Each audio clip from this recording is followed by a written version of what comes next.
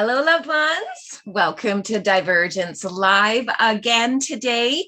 We appreciate the loved ones that showed up a little bit early to do the equity and energy clearing meditation. We hope you enjoyed it. We know we have a lot of new faces on here, so please feel free to put your experience in the chat so the new ones jumping in who have not heard about this meditation can understand the alignments that take place as a result of it. The more you do this meditation, the more you will align to its frequency, to equity, to a higher vibration. So thank you for trusting us on that. All right, so Darren is going to be going over his petition tonight. Please note we will be posting his most current amended version of that after class. So without further ado, we're going to get right into this. And here's Darren. There goes the tape. All right. Hey, everybody. Okay, continuing from this morning, I just want to do a little bit of a recap here. In terms of our personal situations, in terms of all the chaos that we're all experiencing at the moment. Again, I know all of us have a certain something we're dealing with. And if you don't have a certain something you're dealing with, right on.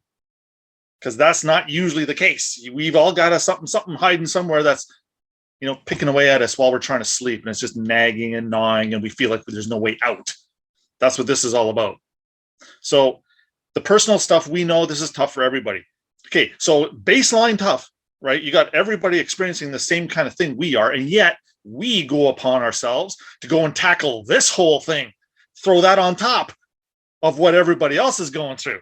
So literally, you're dealing with 200% of stuff compared to your average neighbor who doesn't have a clue about any of this kind of thing. So you see, right there, that proves how much more capable we are than most. That's why we're the ones following this common law, truth, equity, inherent sovereign right movement, whatever you want to call it.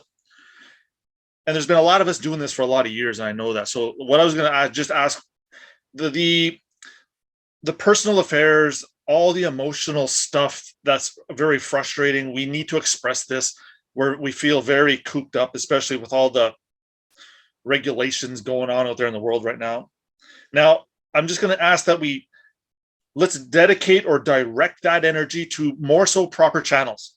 We at Divergence here, we're trying to set up all these categories, which is why it might be you're probably thinking, why are they setting up all these freaking classes and all these thises and that's and the kindergarten and all this stuff? You know why? Because we're actually trying to shuffle and break down levels of confidence, wisdom, knowledge, experience, all these things, and actually kind of get it in a position where we can dial in certain people at certain levels in their journey here.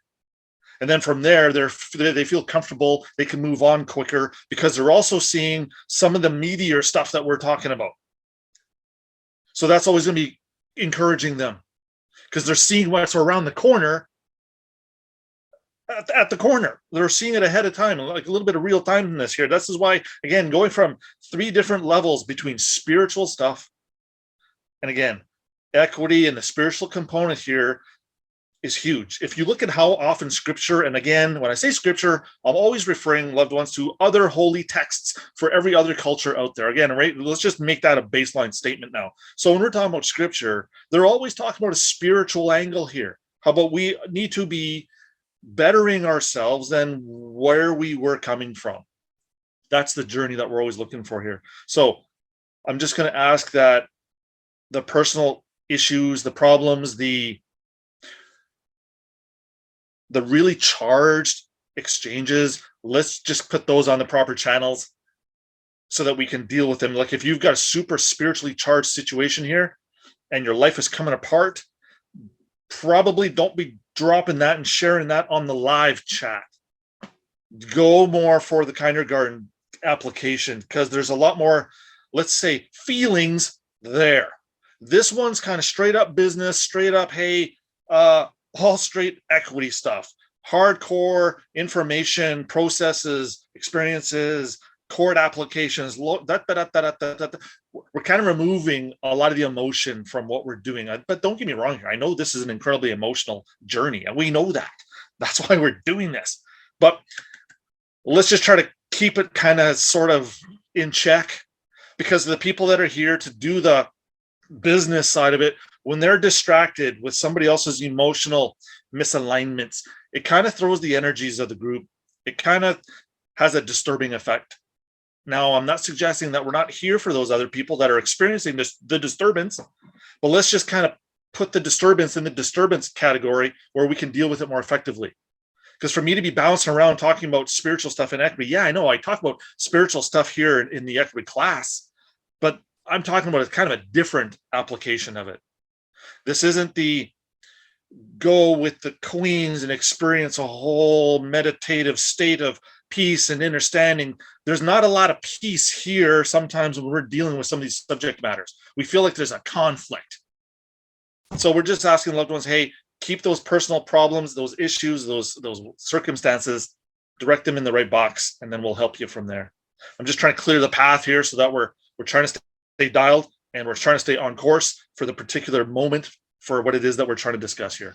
And loved ones, for those that are out of alignment, please trust us that we see all the posts. We tap into everyone's energy. We know the people that are trying to feed from us in a healthy way versus ones that it's unhealthy, it's dysfunctional. We are not aiding them. We are not serving them by continuing to enable them. So what do? We channel spirit. We bring out a course. Enter kindergarten school. The power of your cup and what you put in it tomorrow night. That's how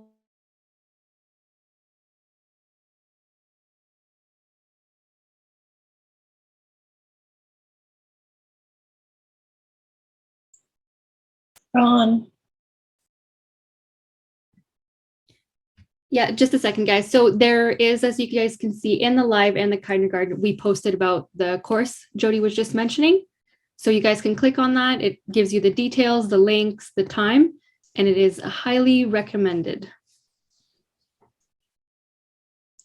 Can you hear me now? Yes. Okay. The petition. The petition is the instrument, the paperwork. It's us knocking on the court door, specifically judges' chambers. That's where our paperwork's eventually going to go because it has no business being talked about in the public. That's the entire angle of us being private here. Again, Dean and I and many other loved ones, we were bashing heads with the public system publicly for years, trying to find an angle, trying to find some type of remedy that actually worked. Because it was weird. Dean would do something and then I would go do it and it would work for him and not for me. And we literally did the same thing, word for word. So we're like, okay, how do you nail this down? How do you get ahead of this thing? It just seemed like this never-ending battle.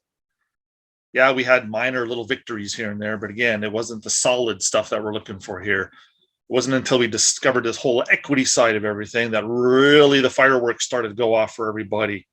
So the petition is one of a few different ways you can get your material before a judge. An application is another way. A requisition is another way. But what we're going to focus on here, loved ones, is the petition because it's kind of a more simplified process because the petition allows us to bring in something that's a custom or customary to you. It's suggesting I'm not going to necessarily bring a whole lot of legislation in to fix my particular problem because I'm going to rely on what was customary to me before the event, the big event that turned me/us into these public citizens, not being able to affect or enforce any of our private stuff. Again, some of these legislations, and again, Chancellor Gibson's book here is talking about how the equitable side cannot be heard in the public at all. The public side will not hear our trust stuff, will not hear our private stuff, will not hear our maxims, none of it. So this is why it's important that if you are involved in a legal something right now, someone's coming after you for something, doesn't matter who, and it doesn't matter for what. Know this. When you start talking about the equities and the petition or the private side, the whole equitable remedies, Your Honor, I know for a fact that you must take judicial notice of my equitable estate. He can say, denied. And you're like, frick, Darren, you said that would work. Okay. It was denied, but you know what? You still got it out of your mouth. there's still a record of it on the public record. This is important. So walk into these public shit shows knowing you're going to lose. 9 out of 10 times we're going to lose. Just go in knowing that. As soon as we kind of accept that and move past it, you kind of feel this weird inner peace or kind of a calmness kind of comes over you for some reason. So here's the deal. The only purpose for these common law public courts is for us to still say our stuff, get it on the record. And again, short and tight and sweet. You probably only have to open your mouth. I'm going to suggest 3 different times.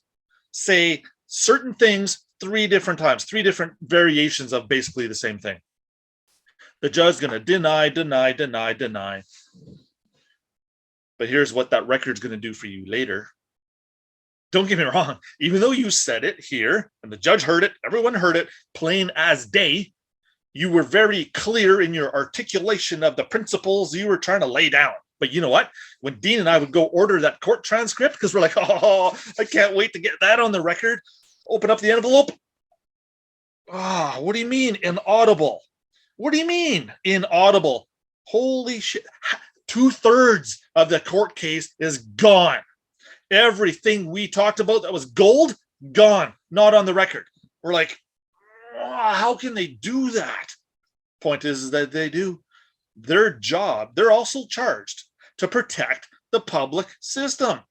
So you can see how the judges are kind of caught in the middle with what we're trying to do, which is why we want to tighten up our game a little bit. We want to put the proper wording before the judge. We want to be a little bit more clear with what it is we're doing.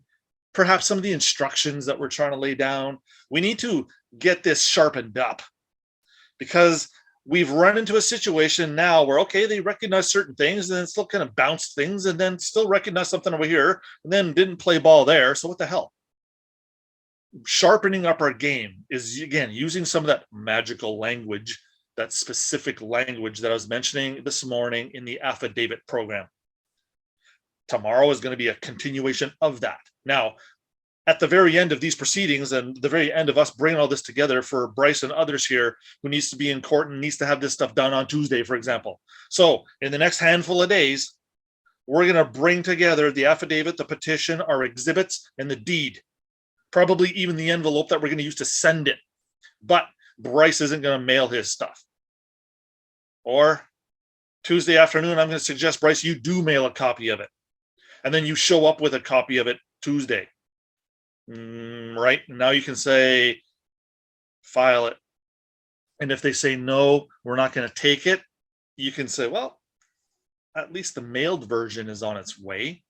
And because we're going to style it all properly, that's going to come to his aid and his support and his assistance right away. But again, just watch how when you bring your own petition, it offsets. It levels the playing field. So whoever's coming after you with something or for something, you're not standing there with your pants down talking about the lawnmower that got stolen. Aha, see how I put the two together? Wow. Okay, where was I? The lawnmower. Oh yeah, besides the lawnmower. Okay, the petition, they are bringing an application against you. So when you answer to their application, you're subject to it. And being a subject to something is not good. As a matter of fact, every time you're in a public at-law court, every other thing that should be coming out of your mouth is, I object, Your Honor. I object, I object, I object. At least you're saying, nope, nope, nope, disagree, disagree, nope, nope, nope, objection, objection. Throw it out there. You're not going to get thrown in jail for contempt of court for suggesting you're objecting. But here's the thing. We don't want to argue with anything that this prosecutor clown is saying. Because again, as soon as you start to argue, he's got you. He's got your attention. If you're answering him, see? So this is where they really play mind screwery tricks on us in court. They make you feel so attacked. They make you feel so belittled. And they make you feel so shitty that you just want to, they make you feel so small that you want to start saying shit just to defend yourself. Because it's literally that bad sometimes. That's the trap, though. So I'll tell you what, if you are going to say anything, Your Honor, I object. Defendant cannot volunteer. Equity will not aid a volunteer, Your Honor. Done. Sit down again. That's the type of shit that should be coming out of your mouth. Again, what's the judge gonna do? Sit down. I don't want to hear any of your equitable remedies. He's not gonna say that unless you go off on a right tangent. And again, at that point, be prepared for bailiff, sheriff, clear the courtroom. That something's gonna blow. We've seen this firsthand, where the judge literally kicks everybody out.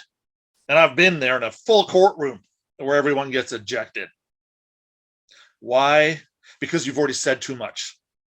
This is where it's a little easier if we send paperwork in advance of a public hearing and say, hey, Your Honor, I'm bringing nothing but purely equitable claims and defenses. Why? Because I got some. And I know that public shit show is not going to hear them. So we can go through that circus. All I'm going to do, Your Honor, is lay down my equitable defenses and my maxims. I know you're not going to hear it anyway, but at least I know I'm getting it on the record so that when that public case is closed, and I know equity now opens, Your Honor, I'm going to demand the clerk schedule a de novo rehearing in equity on the appellate side so that I can be availed of my equitable rights. Throw some stuff like that at the judge. What's he going to do? All he'll do now is be silent. And when he's silent, give him 1-2 seconds. If he doesn't respond to you instantly, lay your next bam down. Because when he doesn't respond, that means he's okay with it. But he's not going to say, oh, very good, John. I really loved what you just said there. No. But you know what? Believe it or not, that has happened. But just don't expect that to happen. We've literally had the judges smiling ear to ear, turning beet red because of the shit that we've laid down. And the judge is like, well, Crown, you better bring some solid information, some solid evidence to support your claim. Because based on what I'm looking at, you're going to need to. This shit does happen. So this petition, where are we going with this? I might as well start sharing this now, or am I sharing it? All right, let's see what happens here.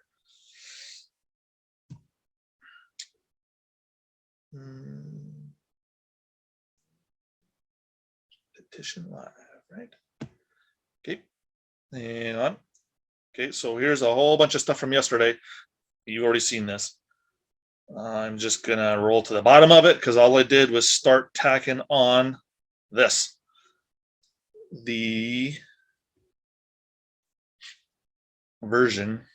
Okay, again, loved ones, this is the British Columbia, Canada version of a petition. So we're going to fill these things in towards the end of the presentation. Maybe even tomorrow. We'll see what happens here. But you're going to see, look at this. Okay, look at this right here.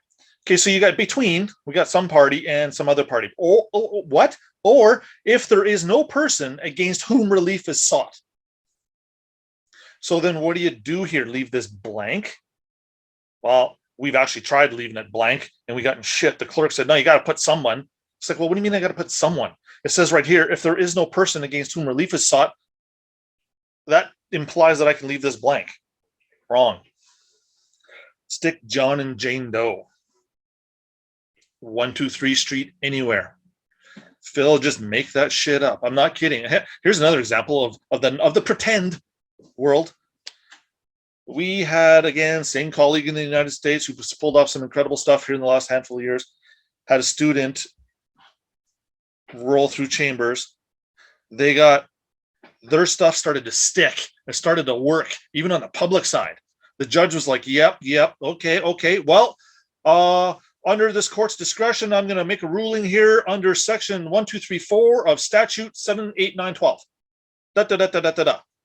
So these guys were like, wow, let's go find out what that statute 1234 section let's go find that, see what that is.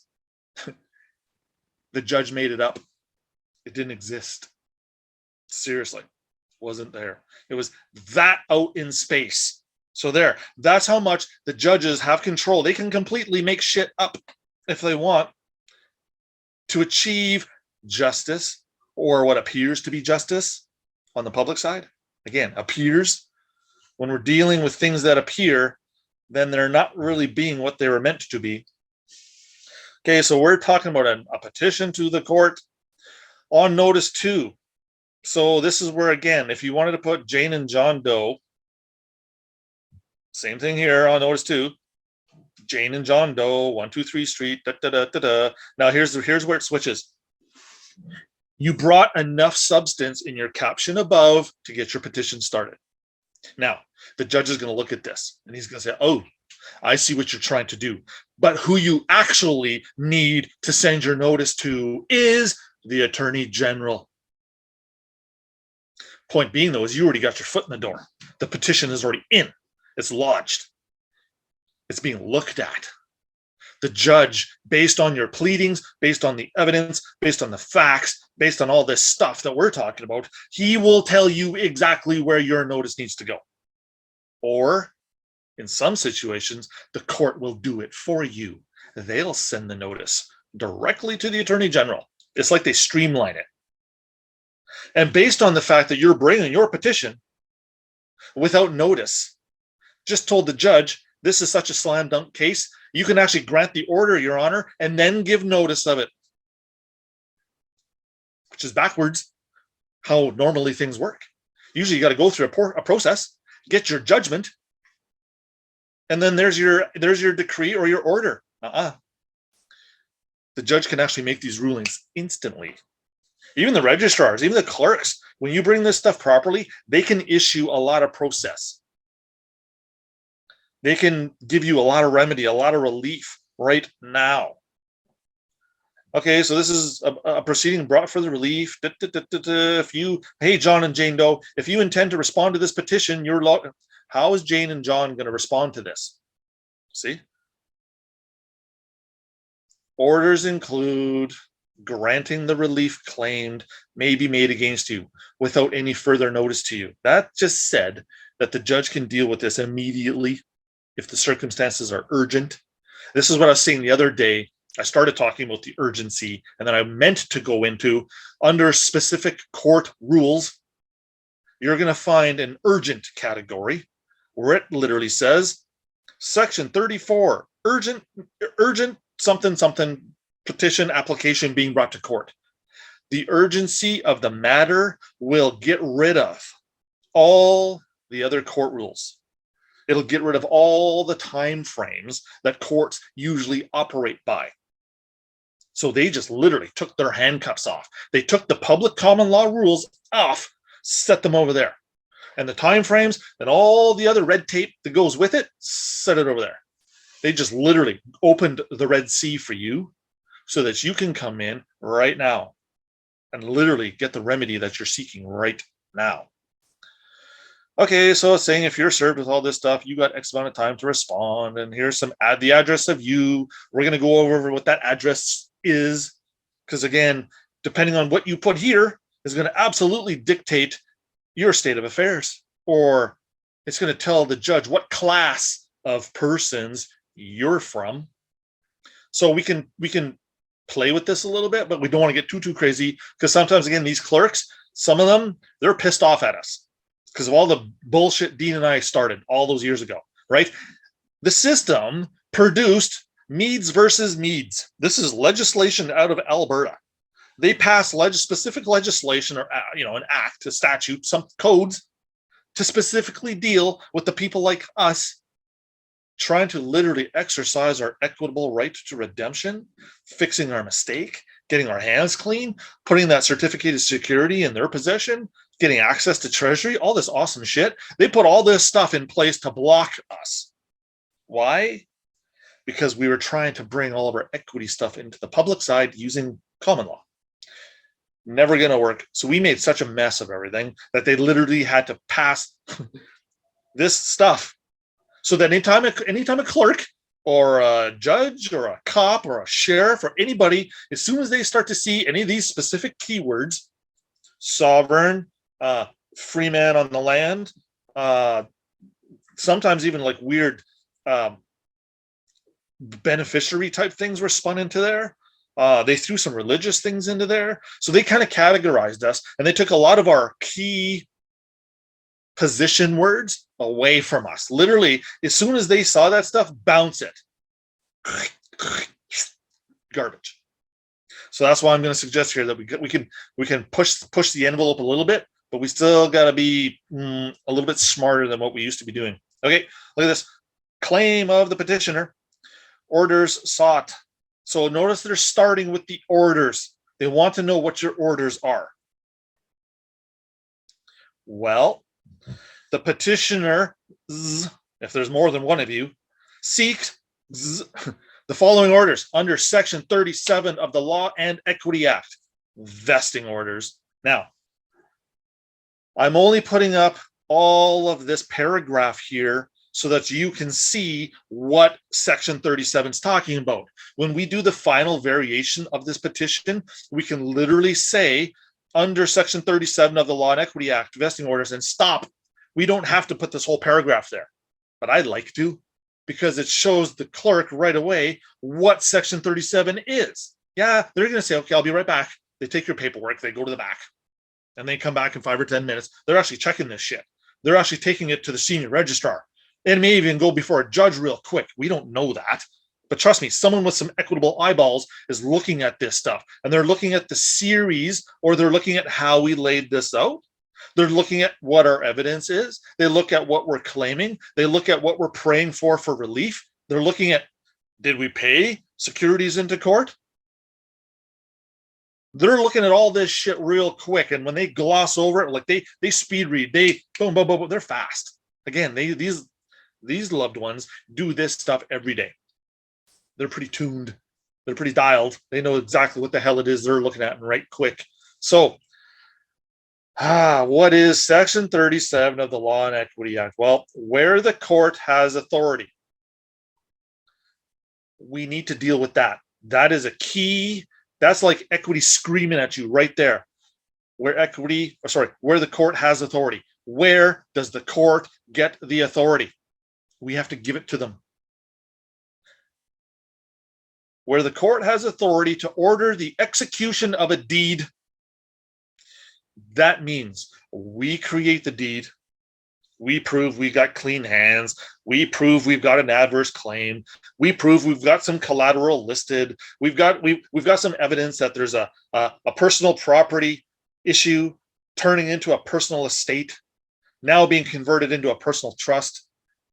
They need to see all these little things so that now they can actually take it and execute it. The judge is the one, or the master is the one that executes the order.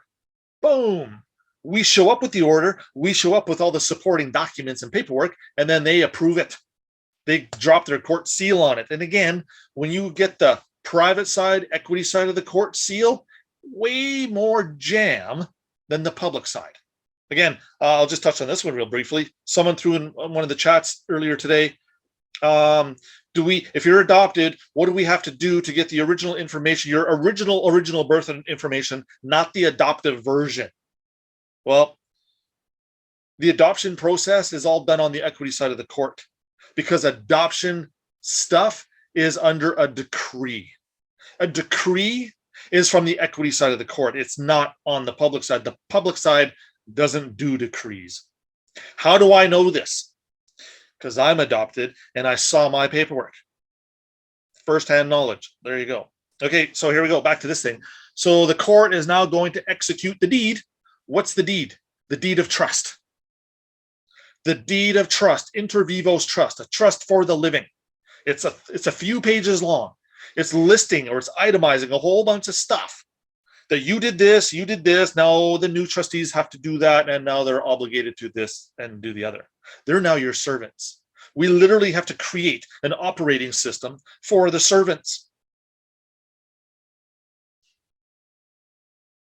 This paperwork, again, is what the court is going to agree to. If the judge doesn't like it, he can see where we're going. He can see that securities are paid into court. There's no going back, right? They said that to Bryce the other day. So again, huge. That should be a day that we celebrate for a long time to come. The day the clerk said, once you do this, there's no going back. Okay, so the judge has the original, perfected, with real valuable consideration attached to it, securities in his possession. They're in the vault, actually. Now we show up with this paperwork that says, hey, everything I was talking about in that paperwork, do it now. So the court, the judge, has the power to execute your deed, conveyance, contract, transfer, or assignment of any property. Again, any property or other document. Other document means anything. They literally just said any kind of property described in anything, they're going to take it. When you bring it to them to endorse it or show them that you've endorsed it, this little negotiable instrument over here, the court may, by order, vest the property in the person, the new trustees, and in the manner, all according to your trust deed. And for the estates, your converted public estate converted into a life estate on the equity side. As would be done by that deed, as it's laid out in that deed, conveyance, contract, assignment, or transfer, if it were executed. Number 2, an order made under subsection 1. So this is just saying, hey, we're looking for an order under subsection 1.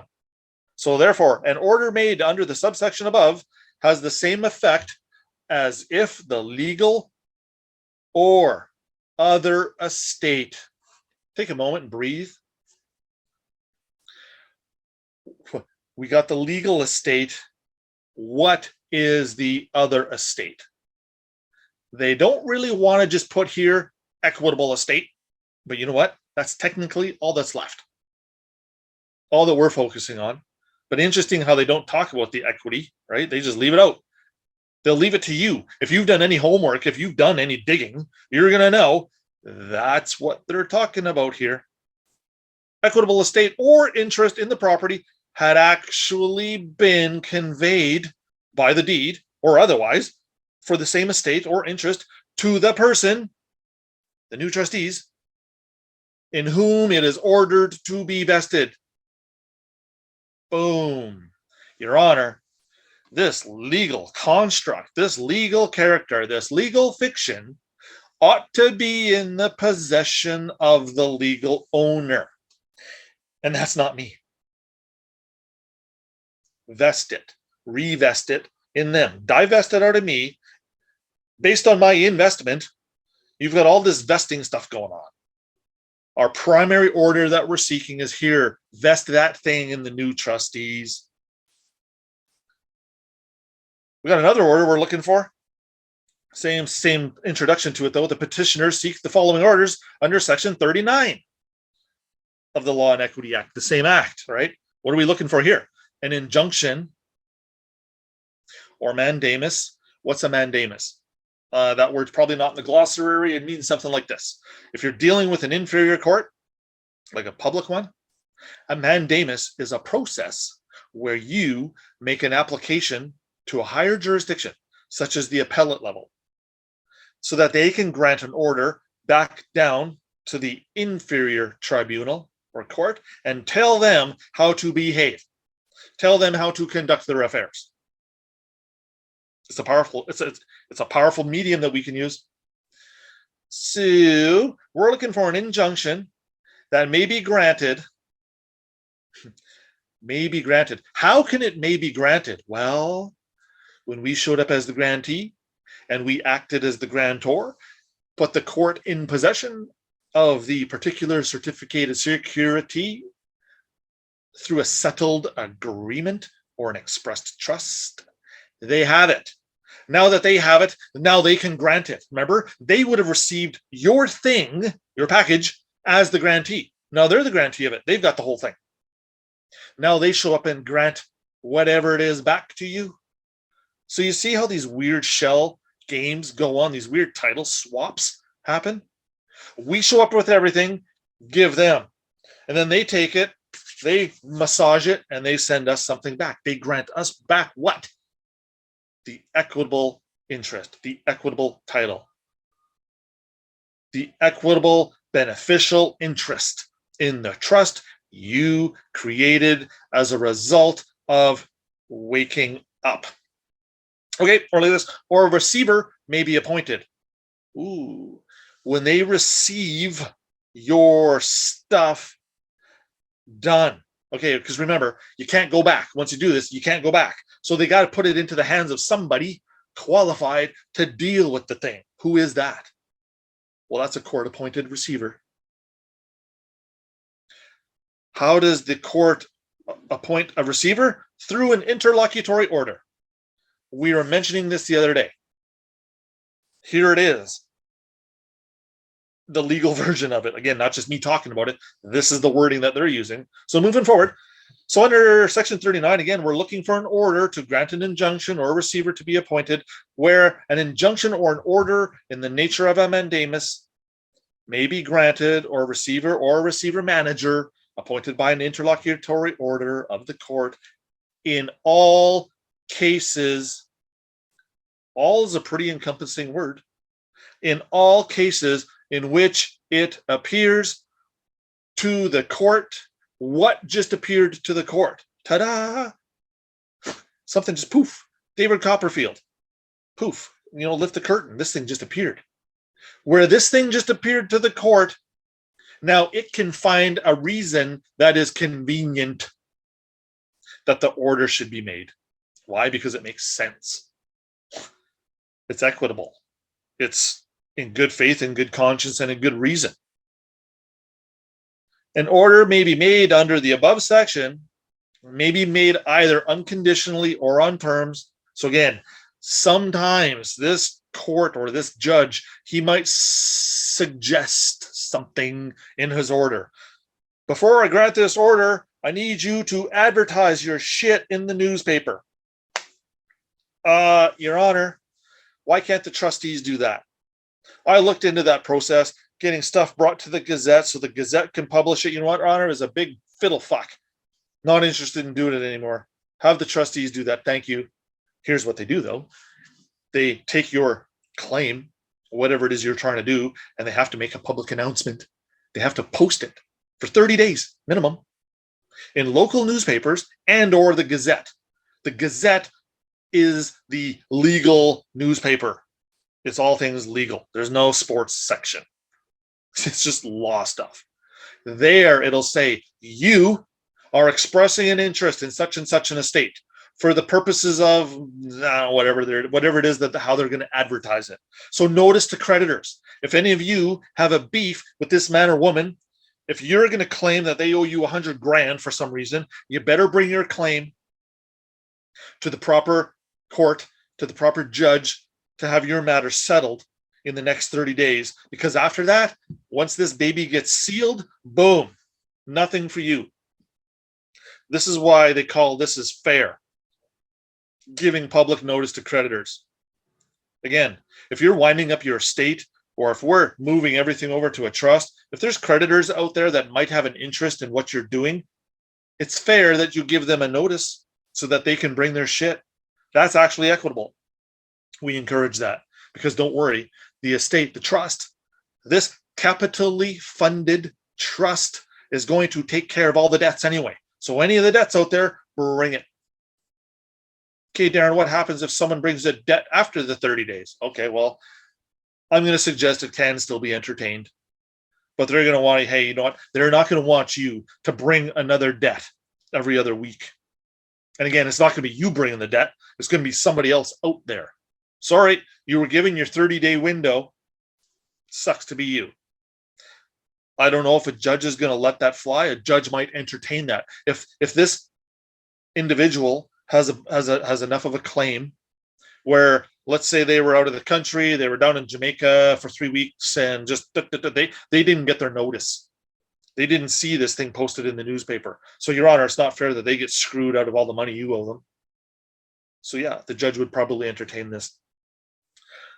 What was I saying about this earlier again? Okay, so the judge has the power here, loved ones, to completely revamp or reform or redo everything that we just gave him.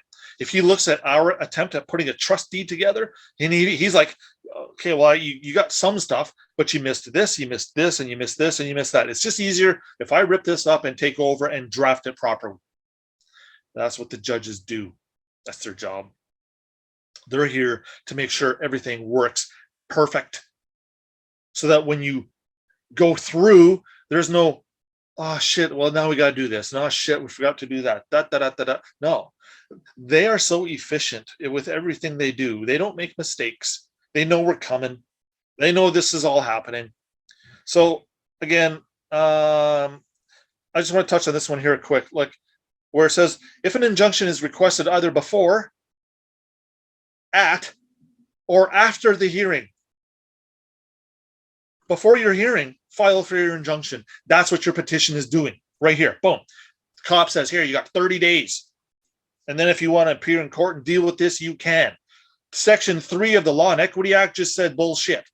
If you are chasing an injunction, you can request it at, before, or after your cause to prevent any threatened or apprehended waste or trespass. That's a can of worms. We can really open that one up. There's a whole bunch of goodies hiding in there. That the injunction may be granted if the court thinks fit. If the judge at his discretion says, yeah, there's a lot of equities on the face of this pleading. I am sitting on the securities.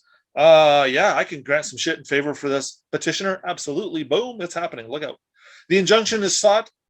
The injunction that is sought is or is not in possession under any claim of title or otherwise. If out of possession, so again, when we're talking about things that are in possession and things that are out of possession, important, does or does not claim a right to do the act sought to be restrained under any color of title, whether the estates claimed by both or by either of the parties are legal or equitable. This is a dynamite paragraph. This one really works in our favor. Again, so I just chucked two orders that we're searching for. And if one of them is an injunction, we're off to the races. Because as soon as you get the injunction, that's what they call an estoppel. Kind of what that word implies. Estoppel, stopped. Stopped. You. Stopped. Don't proceed. If you do proceed, you may be doing so at your own peril. That's why that public notice was important. Hey, you're part of the public. You were given notice on such and such a date. If you had a beef, you were supposed to bring it. You didn't. Now I get to steamroll you. How does that feel? Pretty good, huh? So again, I got two things laid down here. Do you want to drop a third one? Yes. I'll probably drop a third or a fourth for tomorrow's class. Factual basis. Using numbered paragraphs, set out the material facts. Go Google this. What the hell are material facts? It's a whole bunch of lot of nothing. It doesn't really even describe what the hell material facts are. It's kind of one of these ambiguous terms that has come around in the last 150 years or so. But it's kind of hard to find a nailed down version of what material facts are. So they kind of leave it up to us to figure this out by trial and error. So we got to set out these material facts on which this petition is based. Well, the petitioner asserts the following facts are true and material to her or his case under Section 34 of, again, the Law and Equity Act. Surety who discharges liability is entitled to assignment of securities. Ooh. Why is this a factual basis? Well, we got to prove we're the surety. We got to prove we discharged our liability. Why? Because we're the protected purchaser. Boom. That just discharged your liability. That means we are entitled to our equitable estate. And we only get that life estate when we assign that security interest or that legal interest to the new trustees. That was an incredibly loaded statement once you nut this out. So it goes on to say, every person who, being surety for the debt or duty of another, that's us, volunteering to be the debtor of this all caps name when we were 16, so we just qualified for that one, or being liable, again, when you're liable for another debt or duty, if you pay the debt. Right there should be like a little firewall, boom, right here. If you, as the surety, pay the debt or perform the duty, you're entitled to have assigned to you or to him or her a new trustee. For him or her, every time a judgment has rolled out, if you go and pay the debt, you can have a new trustee assigned to that thing. So let's say Bryce rolls into his court stuff on Tuesday. After he does some of this stuff specifically, if there's a trustee out there that has to go to jail, Guess what? It's not Bryce. Whoever Bryce appoints as the trustee, that's who's going to jail. Really? Yeah. Straight up. That's why this stuff is so dangerous. Once we appoint privately, these new trustees, they're on the hook. So now you got a lawyer faced with going to jail. Who would the lawyer be? How about the Crown attorney that's standing across from you, bringing the claim against you? Boom. I would say he's volunteering. He's showing an interest in this case. He's showing a lot of knowledge. And look, he's attacking me. He's making all these claims and allegations, and he's suggesting I'm the debtor. Well, how about if I just turn around and make him the debtor? Then what? All those allegations just go poof and they disappear? Nope, they stick to him. Now, does that lawyer actually go to jail? No. That's why he has to reach in for his checkbook. And he has to go, fuck. He's going to write Bryce a check for $4.5 million. Because if Bryce was just about to go to jail for 30 days and he subrogated that debt, that new trustee, that lawyer, on the hook for going to jail for 30 days, they actually have tables and charts that can prove or establish this. This individual in jail, every day they're in there, it kind of pays off like $1,000 worth of your debt, whatever it is. So they would literally say, okay, what's that debt worth after 30 days? They would literally have a number. That's what the trustee's on the hook for. They can actually boil this down. They can reduce it to a number. So now the lawyer literally goes and writes a check to satisfy the debt so that he doesn't have to go to jail. It's a pretty slick little system they got rolling here, which is why the lawyers are shit scared. Darren, how do you know the lawyers are shit scared? Because this has happened to me and my brother, where I was expressing some stuff. I wasn't doing it at this level. Don't get me wrong, loved ones. I've made a shit ton of progress in the last 7 years. But when I was in jail one of these times, the Crown prosecutor, his face was about the color of a tomato. And I don't mean the green one. I mean the red one. This guy was shaking so bad, his paperwork was rattling. I'm sitting like 8 feet away from him watching this guy going, what the hell is going on here? I didn't know. This lawyer was shit scared. He was literally shaking. As it turned out, I didn't win that day. Lawyer gets let off the hook.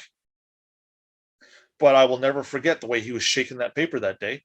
Dean had a Crown prosecutor bring a bunch of charges against Dean. Dean somehow subrogated it and stuck it back onto her without really even knowing how the hell we were doing it. She gets escorted out of the courtroom one day, just kind of oddly, just weirdly. The next time they were in court, this same Crown prosecutor is brought into the courtroom with a sheriff on every corner of her. She sat down at her little desk here. Dean said that she stared at the ground. She didn't look up, not once. Dean said she was terrified. Why would 4 sheriffs be guarding her? And it wasn't because they were afraid Dean's going to jump over the table and attack her. Dean's in the plexiglass bubble, handcuffed to the floor.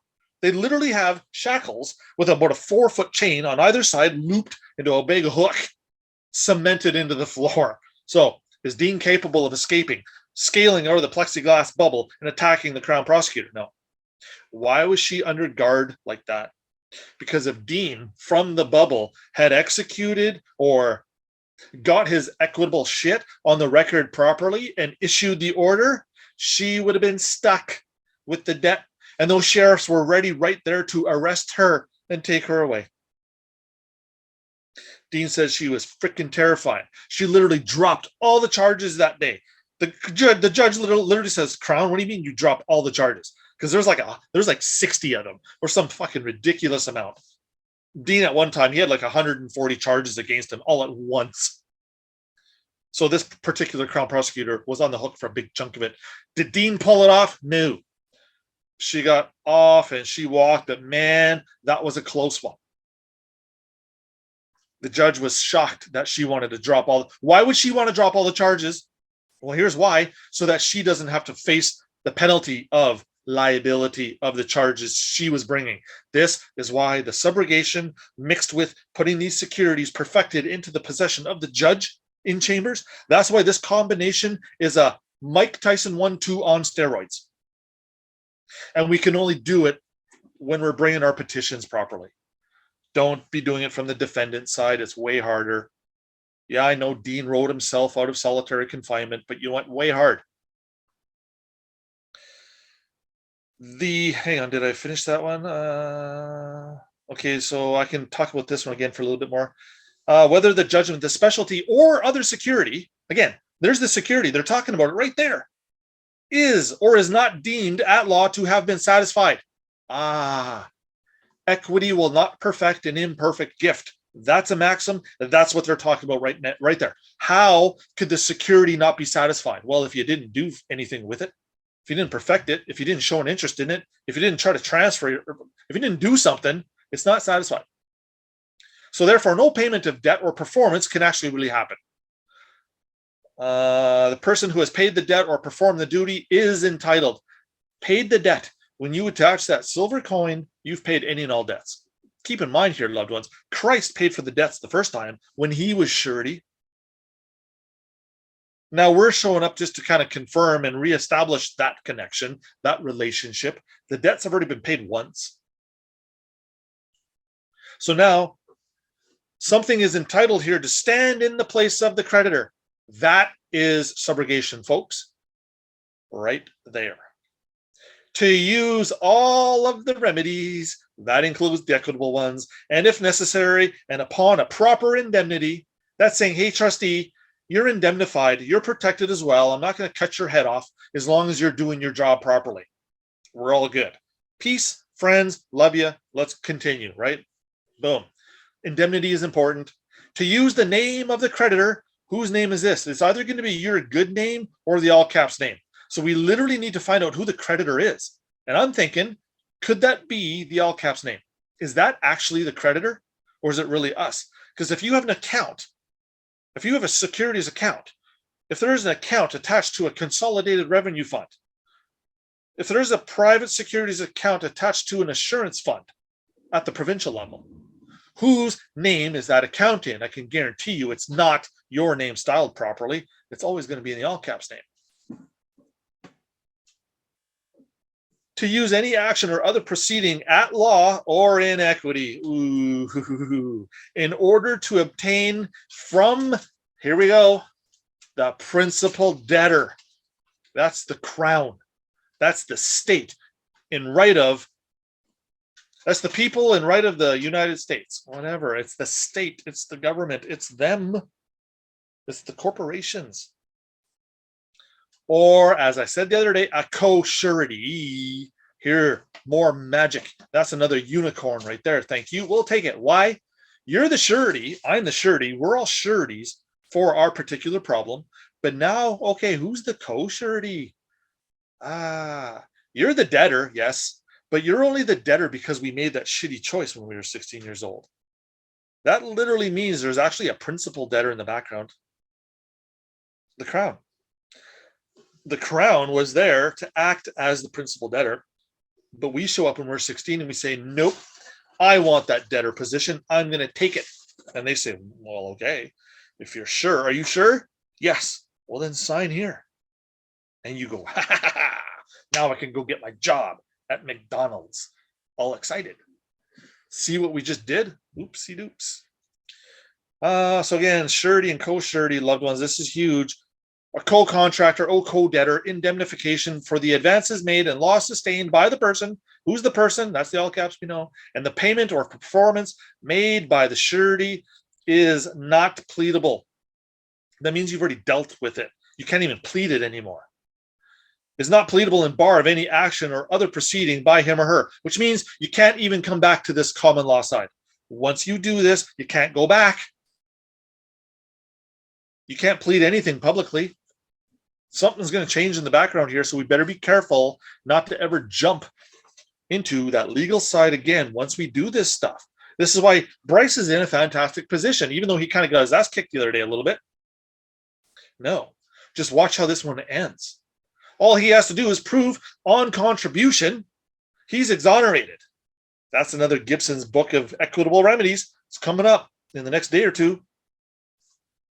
The defendant or the surety makes contribution or pays the debt. Paid the debt with the silver coin. Look, Your Honor, I did it. Here it is. You've got it. You're in possession of it now. You're in custody of the person. So again, this is where, again, Bryce put the judge in a hot spot the other day when he was talking about his stuff, which is why the judge literally had to keep denying it. You can't let this publicly fly. So look at this, though. This goes on to say, so that when you make a contribution, that's your portion of the debt. You paid your portion, right? Well, how about the co-surety? How about the co-contractor? How about the co-debtor? Aren't they justly liable? Aren't they just as liable for their contribution? What's their contribution? What are they going to do for you? Specific performance. Hello. Yeah, you own everything. Granted, you're the legal owner. That means you legally fucking own everything. Great. That means I get to enjoy the beneficial use over here on the private side. Not public no more. You own the Lamborghini, but I get to drive it. They literally take the cost of the Lamborghini out of the national debt. They go, haha, the national debt is 31 trillion something dollars. Well, now it's $31 trillion less $750,000 because we've got a private set of KV national purchaser for value, equitable interest holder, beneficial owner, using it. Boom. That's how we offset the public debt. Go out, use this stuff. That's why we got parking lots full of stuff. What a waste. When I have when I get my opportunity, I'm going to be coming with a lot of equipment. Servant King of the North. If you go do any digging in the scriptures, that's what I'm supposed to be doing. I'm gonna drive by a Caterpillar dealer and go, oh, look at all those bulldozers not being used. I can think of some spectacular projects where all that stuff can start to be used, and we can hire all kinds of people to be using them, to be doing all kinds of crazy stuff. Excellent stuff for everybody. See how that's in the public's interest? That's why if it's in the public's interest, they better let this through. They can't deny it. See how we win no matter how we spin this thing? This just gets better for us as we go. Okay, another one of the facts that we're dealing with here. The petitioner asserts. Again, asserts is a very powerful word. It doesn't mean that you're just suggesting. It means that, no, you're smacking this shit down. That's what assert means. The petitioner asserts that the following facts are true and the material to her or his case under Section 36 of the Law and Equity Act, assignment of debts. An absolute assignment in writing, signed by you, if you want to say autographed, whatever. You're the assigner. You're the appointer. You're the one with all the marbles, not purporting to be by the way of a charge only. So this isn't just a charge. This is bigger than that. Of a debt or other legal chosen action of which express notice in writing has been given to the debtor, the new trustee, or the other person from whom the assigner would have been entitled to receive or claim the debt or chosen action is and is deemed to have been effectual. That means it's working. In law, subject to all equities, thank you, that would have been entitled to priority. Again, I was talking about priority yesterday and today, I think already. Priority is super important over the rights of the assignee. That means you're entitled to priority over the right of the trustee. If this act had not been enacted, to look at this, to pass and transfer the legal right to the debt or your court case from the date of the notice that you're going to put in your notices that we're going to do here in a couple of days, and all legal and other remedies for that debt or court case, and the power to give a good discharge. Who are they going to give a good discharge to? You. You're the assigner. You just assign that debt to them. You're discharged. They're charged. Electrical things. You're discharged for the debt or the court case without the concurrence of the assigner. That's suggesting, hey, you know what? There's some equities going on here. This is that concurrent jurisdiction. So they're going to say, without particular something from the assigner, they're already going to give a good discharge for the debt without the assigner finishing the job 100%. We only got to get the ball rolling. Once you get it rolling, once you put them into possession of this thing properly, equity will now take over and do the rest. Again, here's that maxim. Equity will not perfect an imperfect gift. That means equity can't perfect your shit for you. You have to do it. I can't really do it for you unless you grant me the ability to do it. But you know what? To be honest with you all, folks, I could probably say to a judge, hey, look, this loved one has been on our chats for the last 30 days and has expressed an interest in the information and is expressing privity. And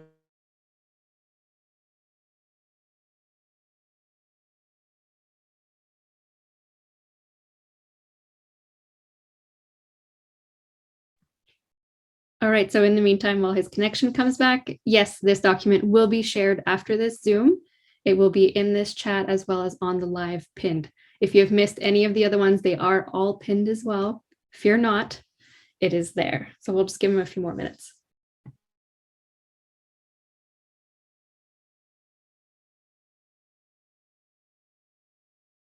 Actually, in the meantime, this is a great time that if you have any questions about anything he covered, please put them in the chat. That way we can gather them right away.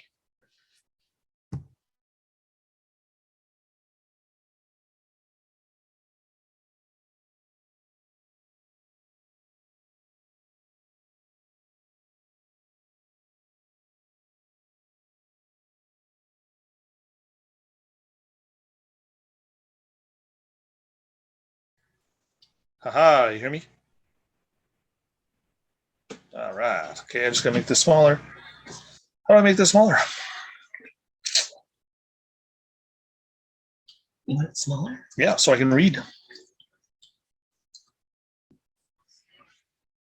Hang on, I gotta change my view just so I can get rid of this. I do it like this. Did that work? No. Okay, well, I can't make you all smaller. Oh, here we go. I'm just gonna do this. I think this is it.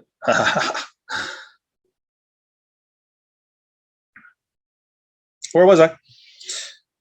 Assignment of debts. Okay, I know I've only got a few more minutes here. When we are saying this thing is going down, that's not just a charge.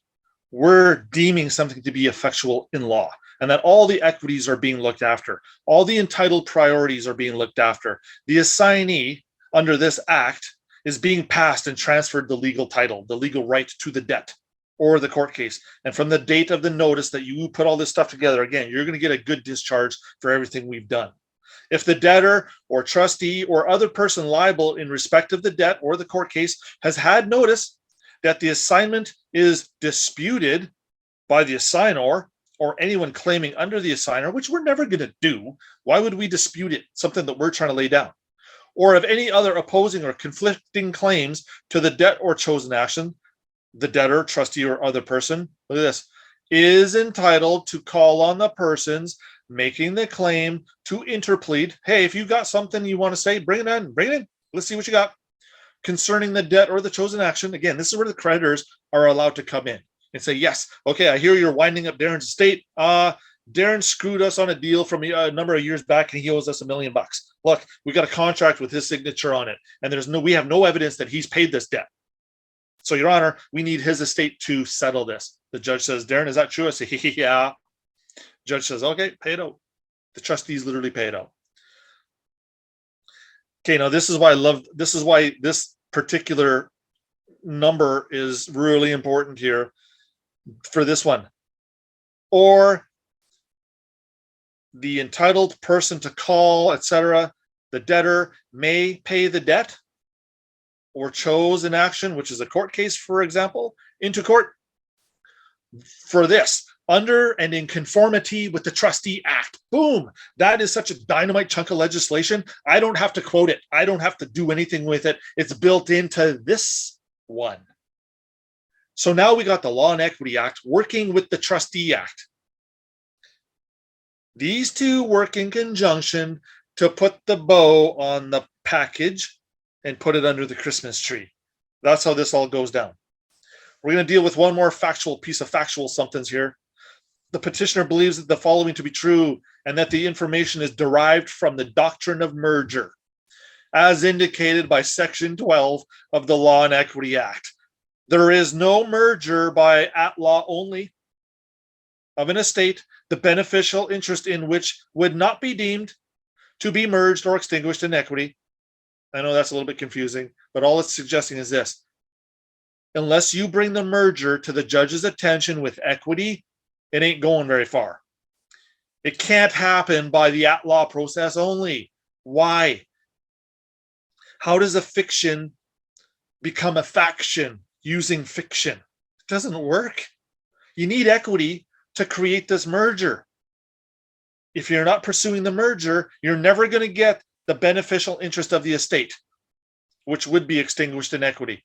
Once that title is extinguished in equity, it's now attached or fixed to the new trustees. You're off the hook, able to enjoy the beneficial interest, the milk and honey. They also ask you for this. What's the legal basis for all the stuff that you're bringing here? Well, the petitioner relies on the following relief under Section 39. Look at this one. If the rules of equity and the law conflict, equity prevails. I'll just let you read that at your leisure, but we've gone over that a few times. Oh, check this one out. Number 2, equitable relief for the plaintiff. If a plaintiff or petitioner claims to be entitled to an equitable estate or a right or to relief on an equitable ground against a deed. Which deed? The one the judge is sitting on. You got your trust deed. He's sitting on the securities. You put those two together. The judge is clapping. You should be clapping too. Or in a relief founded on a legal right before, look, 150 years ago-ish, could only be, this process could only have been given by a court as a court of equity. Why is my screen not sharing?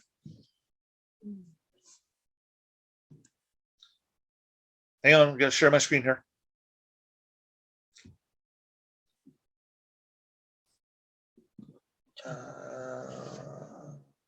I'm going to say this one.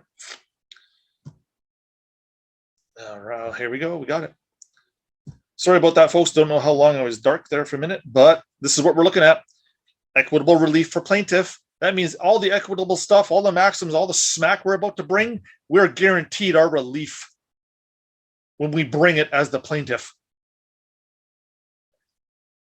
The petitioner relies on the following relief under Section 7 of, again, the Law and Equity Act.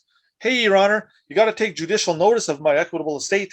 Judicial notice is him switching hats from public common law to the private equitable side.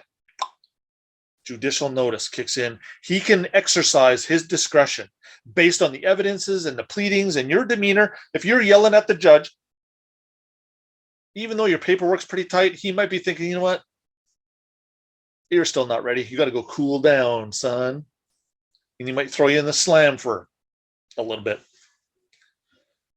Take a look at what this is saying, though. The court and every judge of it must, that doesn't say may or should or he ought to. It says he must. That means there's no getting around it. Once you do this, that judge must recognize and take notice of all equitable estates, titles, and rights, and all equitable duties and liabilities appearing incidentally, that's you writing it, on your deed of trust and the certificate itself. That's liabilities appearing incidentally in the course of a cause or matter, in the same manner in which the court sitting in equity would have recognized and taken notice of those estates, titles, rights, duties, and liabilities in any suit or proceeding properly commenced in any court before April 29, a long time ago. That is another dynamite statement that we really need to focus on. Okay, material to be relied on. Tomorrow I'll have some of this dropped in here, but that's going to be, well, we got an affidavit. We got the second affidavit, the supplemental affidavit, the one we're working on in the morning class. Boom. What else are we relying on? I don't know, maybe an adverse claim marked as Exhibit A2. Whatever. We're going to fill all that in. And then the petitioner estimates the time of the hearing. You know what? Every chamber's hearing must be less than an hour. So if you think it's going to take 6 hours to have your shit heard, they literally say, well, if it's that complicated, it's not urgent. They want this trimmed. They want this dialed. They want this hard and fast. And this, if this takes more than an hour, you literally get bounced from chambers. So always keep this shit under an hour. Believe it or not, they can probably deal with this in 15 minutes. So that's the beginning of the petition. Tomorrow's evolution of this document again. I put a chunk of tomorrow, maybe tonight, into this so that anything I add to this document now, when Kim's about to share it, I'm going to do it in red so that you can see the original. And now you see the red. That's me adding for tomorrow's class. And then maybe by the next day, maybe I'll be adding, maybe that will be green, but at least I'm going to change the colors up so you can see how this thing evolves. I think that does it for today. That was a lot. So Kim's going to upload this petition.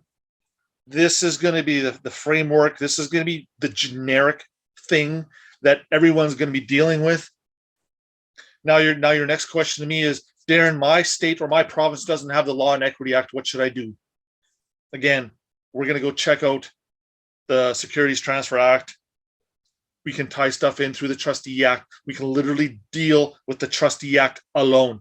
That's enough to get this whole ball rolling. We're appointing new trustees under the Trustee Act. Notice how that act no longer applies to you. It applies to the new trustees. Why doesn't it apply to you? Well, you're not in possession of the person anymore, so how the hell could it? See, this is where, we have had a lot of talk about, well, yeah, but if you put legal shit into your equitable pleadings, that's commingling. And even I've said that before, but yeah, this time though, when you're not in possession of the person and you can prove it, there's no way that this Trustee Act applies to me. Ta-da! We're literally just laying down some trail, laying down some smack so that the judge can see that you know what the hell it is you're talking about. Because again, 9 times out of 10, the judge asks, did you write this? And I want you to all be able to say yes. In the course of the next 4 days, you're all going to be able to say, yes, I did write this. Okay, so be excited. I know, again, in the morning class with the affidavit, I'm still dealing with some pretty technical, hardcore red crayon stuff, or not crayon, red styled terminology. I know, but we're going to boil that down. We're going to simplify that as we go. So don't panic. Okay, loved ones, I think I can check out from here. Hang on, I'm getting a signal. And today's, this afternoon's live video will be posted in the chat here shortly. So you will have that. And Darren will be doing another live show tomorrow at 1. We just won't have his normal petition live show tomorrow night because we're going to be doing the kindergarten show together. All right, loved ones. So thanks for showing up, and we'll have those documents and videos to you shortly. Right on, everybody. Thank you.